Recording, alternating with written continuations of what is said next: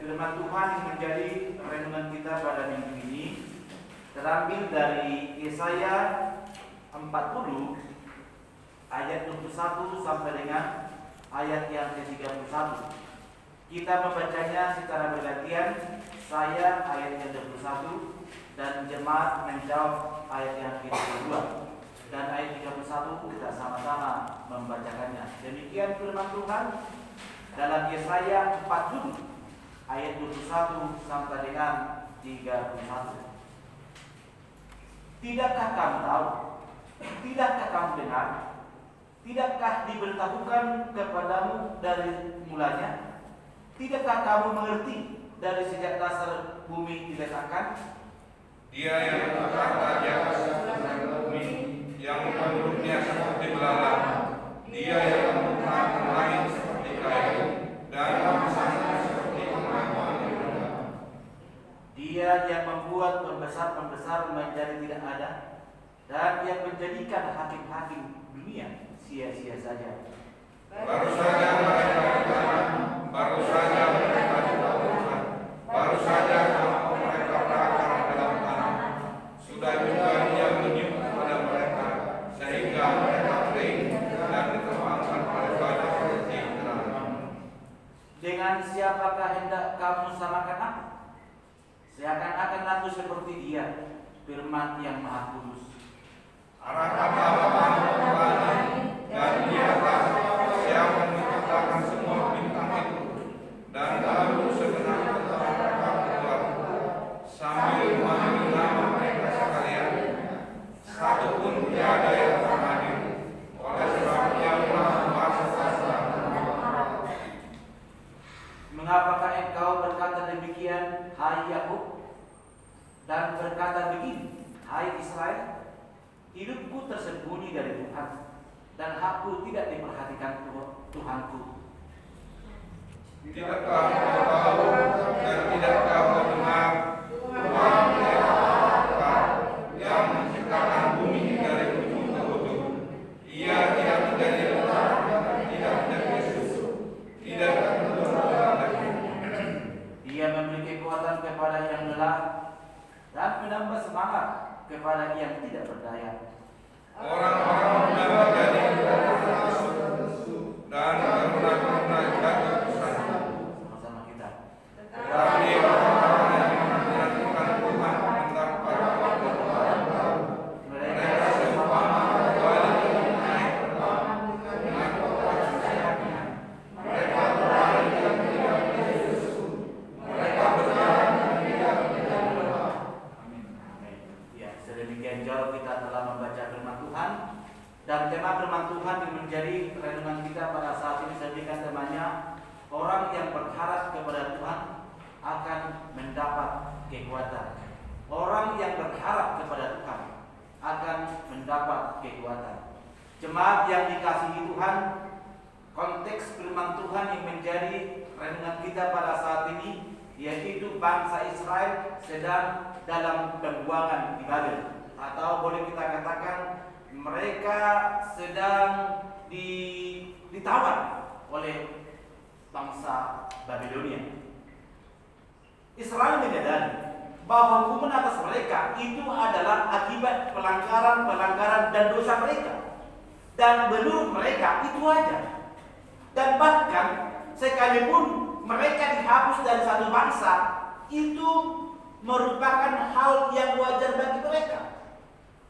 Hidup mereka layu dan kering tanpa pengharapan. Habislah segala-galanya. Begitulah gambaran suasana hati mereka sampai ke titik dari nol.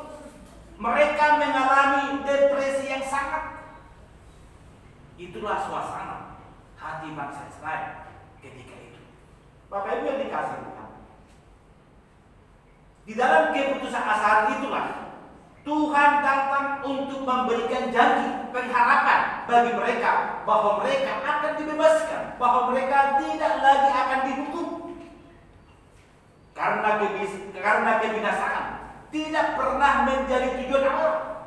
Tuhan itu sungguh baik, Tuhan itu sungguh memperhatikan setiap ciptaannya, dan Tuhan itu selalu menantikan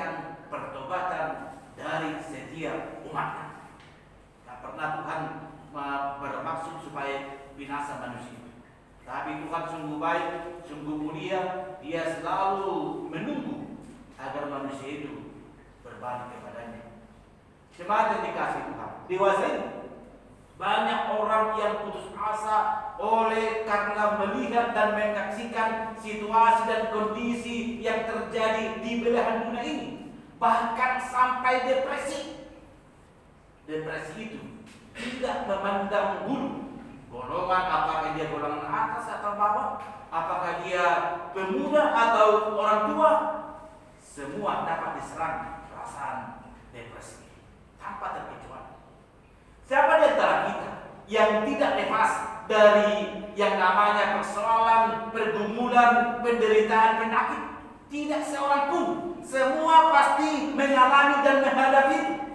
Oleh karena itu yang mau dikatakan pertama kepada kita, ketika kita menghadapi pencobaan, kesulitan, penderitaan, jangan fokus, jangan terarah mata kita 100% kepada masalah itu, sehingga hidup kita dikuasai oleh masalah dan persoalan tersebut. Tetapi apa yang kita lakukan? Tetapi pandanglah kepada Tuhan yang jauh lebih besar, lebih berkuasa atas segala masalah yang kita hadapi. Itu yang harus kita lakukan supaya jangan seperti bangsa Israel, hanya melihat kesusahan, hanya melihat penderitaan, hanya melihat apa yang mereka alami, sehingga mereka dikatakan tadi sampai mengalami depresi berat. Tetapi firman Tuhan yang katakan, pandanglah kepada Tuhan yang jauh lebih berkuasa, yang jauh lebih besar dari apa yang kau alami pada saat ini. Bapak Ibu yang dikasih Tuhan, terus kenapa yang mau dikatakan firman Tuhan ini kepada kita pada saat ini? Yang pertama adalah serahkanlah segala kekhawatiranmu kepada Tuhan. Itu pesan pertama.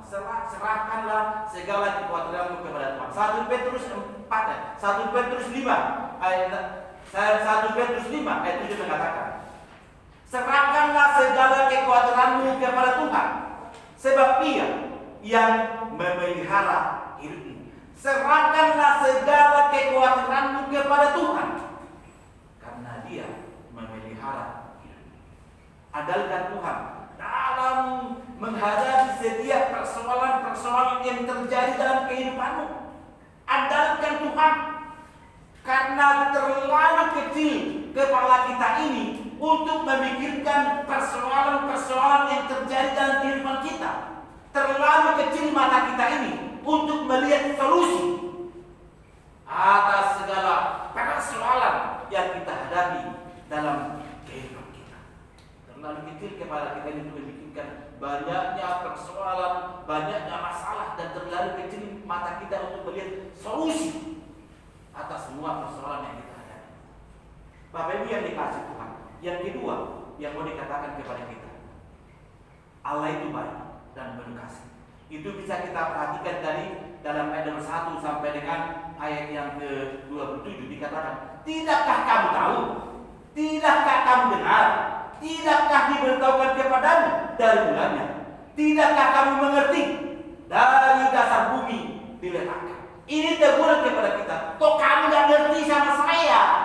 Itu perkataan Tuhan kepada bangsa Israel. Saya sudah menyelamatkan kau, saya sudah memilih kau, saya sudah membawa kau dari Mesir. Kok nggak tahu kau siapa saya ini? Kan itu yang mau dikatakan Tuhan. Kok kamu mengalami depresi?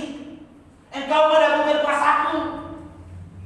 Kan itu yang mau dikatakan firman Tuhan ini kepada bangsa Israel dan kepada kita pada saat ini. Kok nggak ngerti? Tidakkah kamu tahu? Tidakkah kamu dengar? Bapak Ibu yang dikasihi Tuhan, hal ini juga hendak mengingatkan kita siapa Allah. Allah itu adalah pencipta, penyelamat yang berkuasa atas langit dan bumi dan segala isinya. Dialah Allah yang menolong, menguatkan, menghibur ketika kita dalam kesusahan, ketika kita dalam pergumulan, ketika kita mengalami problema hidup. Maka dikatakan ada 27 tadi.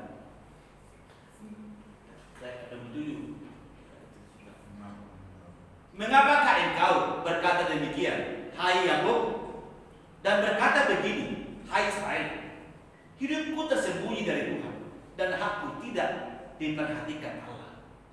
Bapak Ibu yang dikasihi Tuhan, itu perkataan bangsa Israel. kok Tuhan itu nggak memperhatikan kita kan? Padahal kita umatnya, padahal kita pilihannya. Maka Tuhan mengatakan, kenapa engkau berkata demikian? Ini juga pertanyaan kepada kita. Karena kita dalam hidup ini sering berkata, mengapa hal ini terjadi kepada saya? Apakah Tuhan sudah melupakan saya? Apakah Tuhan tidak lagi memperhatikan saya? Karena itu sering terucap dari pemikiran kita. Sering kita mengungkapkan itu. Kenapa Tuhan membiarkan kami seperti ini? Maka Ebika mengatakan apa dikatakannya? Mungkin Tuhan mulai bosan melihat tingkah kita semua. Kalau Bapak Ibu sering bertanya seperti itu, maka Ebika mengatakan itu. Mungkin Tuhan sudah bosan melihat kita. Kalau itu pertanyaan-pertanyaan kita, nah Bapak Ibu dikasih Tuhan. Ingatlah Bapak Ibu, Allah itu sungguh baik dan teramat baik bagi kita. Dia sungguh mengasihi kita dengan limpah rahmatnya. Dia sangat memperhatikan dan sangat peduli dengan apa yang kita hadapi, dengan apa yang kita alami pada saat ini. Allah bukanlah Allah yang jauh, tapi Allah itu sangat dekat dengan Bapak Ibu dan saya. Dikatakan hanya sejauh doa. Dalam diri Yesus, Allah mendatangi kita dan hadir di tengah-tengah kita. Itu janji Allah bagi kita. Makanya kita kenal dengan Immanuel. Allah besertamu, Allah menyertai. Tadi kok timbul pertanyaan ini. Dan ini juga sering kita pertanyakan. Pertanyaan bangsa Israel ini. Kok seperti ini terjadi? Kok masalah terus bersilih berganti menghantui kehidupanku? Di manakah Tuhan? Apakah Tuhan sudah melupakan aku? Nah, Bapak Ibu yang dikasih Tuhan. Yang ketiga yang mau dikatakan kepada kita, berharaplah kepada Tuhan. Boleh kita perhatikan dalam ayat 28 sampai 29. Yang ketiga tadi berharap kepada Tuhan. Nah, Bapak Ibu yang dikasih Tuhan, yang menjadi pertanyaan bagi kita, apakah kita pernah sungguh-sungguh datang membawa masalah kita, mendiskusikan segala persoalan, segala ketakutan kita kepada Tuhan? 29 mengatakan tadi, Dia yang memberi kekuatan kepada yang lelah dan menambah semangat kepada yang tidak berdaya. Mulai 28. Tidakkah kamu tahu dan tidakkah kamu dengar, Tuhan itu Allah kekal yang menciptakan bumi dari ujung ke ujung. Ia tidak menjadi lelah dan tidak menjadi lesu. Tidak terduga pengertiannya. Bapak Ibu yang dikasih Tuhan, ini juga pertanyaan kepada kita seperti saya katakan itu tadi. Pernahkah kita dengan sungguh-sungguh membawa persoalan kita, membawa persoalanmu, membawa pergumulanmu, mendiskusikannya kepada Tuhan? Pernah nggak kita seperti itu? Pernah Bapak Ibu katakan, Tuhan, lihatlah penderitaanku pada saat ini, lihatlah pada saat ini apa yang saya alami, tolonglah Tuhan berikan solusi. Pernahkah kita sungguh-sungguh berdiskusi dengan Tuhan? Apa solusinya Tuhan? Berikanlah tanda, berikan jalan-jalan. Atau kita hanya menggerutu? Apakah kita hanya menuntut Tuhan? Sama seperti bangsa Israel. Kenapa seperti ini? Nah, Bapak Ibu yang dikasih Tuhan, ingatlah, bila kita hanya mengandalkan pemikiran dan kekuatan kita, maka kita akan gampang lelah oleh banyaknya persoalan dan masalah yang harus kita tempuh dalam kehidupan kita. Kalau kita hanya mengandalkan pemikiran dan kekuatan kita, kita pasti lelah dan kita pasti depresi. Oleh karena banyaknya persoalan yang silih berganti dalam kehidupan kita, seperti matahari terbit besok, demikianlah pengharapan bagi orang-orang yang percaya. Apakah pada saat ini Bapak Ibu sedang menghadapi masalah? Apakah pada saat ini Bapak Ibu sedang menghadapi pergumulan? Apakah pada saat ini Bapak Ibu sedang letih lesu? Nyanyian rohani Metodis nomor 58 menjawabnya. Semua yang letih lesu berdosa bercela, datang saja pada Yesus. Itu jawabannya. Pada saat ini Anda mungkin bergumul, sedang letih lesu.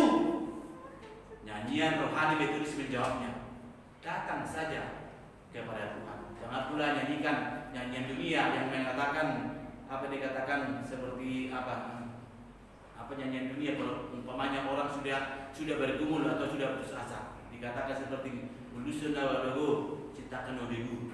Tidak ada artinya itu. Itu yang sering kita katakan. Ketika kita menghadapi masalah persoalan, ketika kita berdiri, kita kuno bebu, ulusan dahulu, ya ulusan menon, kan ini lain.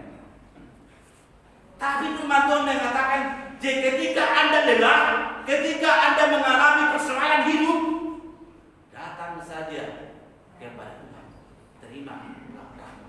Amin. Yesus menegaskan kepada kita dan memberikan janji dalam Matius 11 ayat 28 sampai 9. Marilah kepadaku semua yang letih lesu dan beban-berat, aku akan memberikan kelegaan kepadamu. Pikulah aku yang kupasang dan belajarlah kepadaku, sebab aku, apa dikatakan, lemah lembut, aku rendah hati, maka jiwamu akan mendapat ketenangan. Kalau Bapak Ibu mengalami persoalan dalam rumah tangga, mengalami resesi ekonomi, mengalami banyak tantangan, firman Tuhan mengatakan, Yesus mengatakan janji, marilah kepadaku semua yang letih lesu, aku akan memberikan kelegaan kepadamu. Pikulah kuk yang kupasang dan belajarlah kepadaku, sebab aku lemah lembut, rendah hati, maka jiwamu akan mendapat ketenangan. Itu kuncinya. Roh hamotong, munang orang pikiran munah, yoloi. Tapi firman Tuhan sungguh indah pada saat ini bagi kita. Nah, Bapak Ibu yang kasih Tuhan, karena itu, marilah kita hidup berpengharapan supaya kita mempunyai kekuatan dalam masa gelap apapun yang kita hadapi. Kalau kita mempunyai pengharapan, maka kita akan mempunyai kekuatan dalam masa gelap sekalipun, seperti yang kita hadapi pada saat ini, pandemi COVID-19 pada saat ini. Nah, jemaat yang dikasih Tuhan, yang terakhir, yang keempat, nantikanlah Tuhan. Ayat 31. Nantikanlah Tuhan. Pada saat ini kita mungkin punya mendengar dari pemerintah kabar gembira, kabar sukacita, karena diperkirakan vaksin COVID-19 akan bisa diedarkan pada bulan Desember atau 2021. Itu kabar sukacita. Namun kita tahu bahwa keadaan yang lebih baik tidak bisa datang begitu saja dari pemerintah, tidak bisa jatuh dari langit. Kerja keras, pengorbanan, dan mungkin penderitaan akan merupakan tantangan bagi kita di hari-hari yang akan datang. Yesus tidak pernah menjanjikan kehidupan kita tanpa masalah. Yesus tidak pernah menjanjikan kepada kita hidup tanpa pergumulan, tanpa persoalan. Tapi yang dijanjikan Yesus adalah, aku akan menyertaimu sampai akhir zaman. Itu dijanjikannya. Tak pernah dikatakan kalau kamu orang Kristen, kamu akan bebas dari persoalan, kamu akan bebas dari pergumulan, kamu akan bebas dari penyakit. Tidak ada itu. Karena itu, marilah kita pertahankan nyala harapan kita di tengah-tengah suka duka perjuangan kita melawan pandemi COVID pada saat ini. Nyalakan harapanmu bahwa ada harapan yang lebih baik yang akan diberikan Tuhan.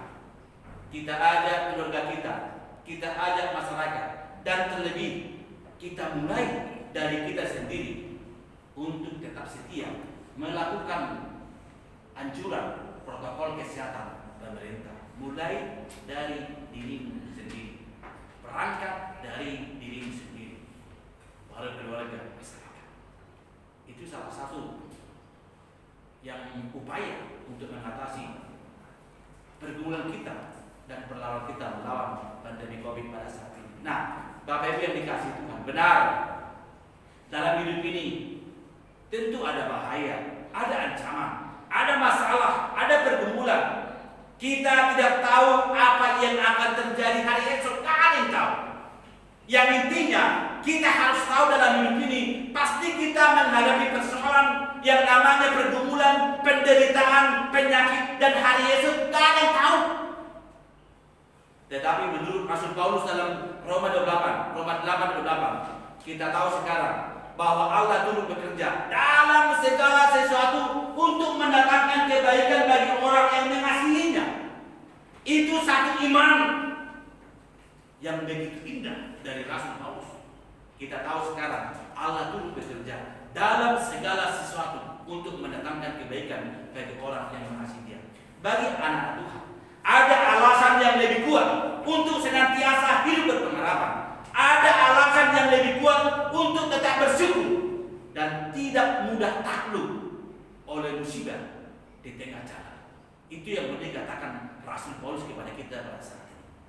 Supaya kita itu jangan langsung bersungut-sungut, jangan langsung takluk, mudah takluk oleh karena musibah di tengah jalan. Bukan karena kita tidak akan mengalami masalah-masalah atau hal-hal yang lebih buruk, tetapi karena kita yakin dan percaya bahwa segala sesuatu mendatangkan kebaikan bagi kita. Benar nggak itu? Jadi berarti mendatangkan kebaikan juga pandemi COVID ini. Kalau kita berpikir positif, ya udah lebih siap, gitu. Yang intinya kalau kita berpikir positif dalam segala sesuatu sebenarnya ada positifnya. Makanya dikatakan tadi, kita tahu sekarang bahwa Allah turut bekerja dalam segala sesuatu untuk mendatangkan kebaikan. Nah, jemaat yang dikasihi Tuhan, kita tahu sekarang. Paulus mengatakan, kita tahu sekarang. Dari mana Paulus tahu? Dari mana kita tahu? Kan itu persoalannya, bahwa segala sesuatu itu mendatangkan kebaikan. Kalau ada masalah itu bukan mendatangkan kebaikan bagi kita, karena kita langsung berpikir negatif. Sebenarnya ada positifnya. Dalam segala sesuatu sebenarnya kalau kita berkhidmat, pasti ada positifnya. Nah, Bapak Ibu yang dikasih Tuhan, ini pasti bukan karena perhitungan matematis yang dapat dijabarkan dengan akal atau logika, tetapi ini adalah pernyataan iman. Pernyataan apa? Pernyataan iman.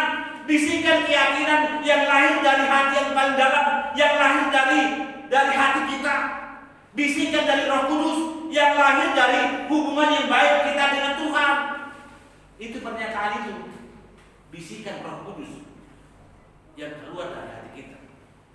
Nah, Bapak Ibu yang dikasih Tuhan, karena itu mari kita miliki iman dan pengharapan yang teguh kepada Tuhan. Karena hanya Dialah yang sanggup memampukan kita, menguatkan kita untuk menghadapi berbagai kesulitan yang datang dalam kehidupan kita.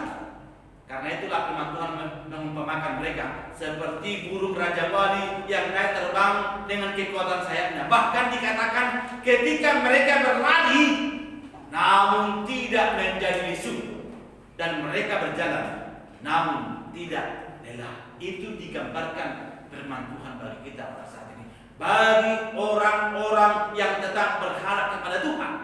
Karena itu tetaplah dan teruslah miliki iman dan pengharapan kepada Tuhan.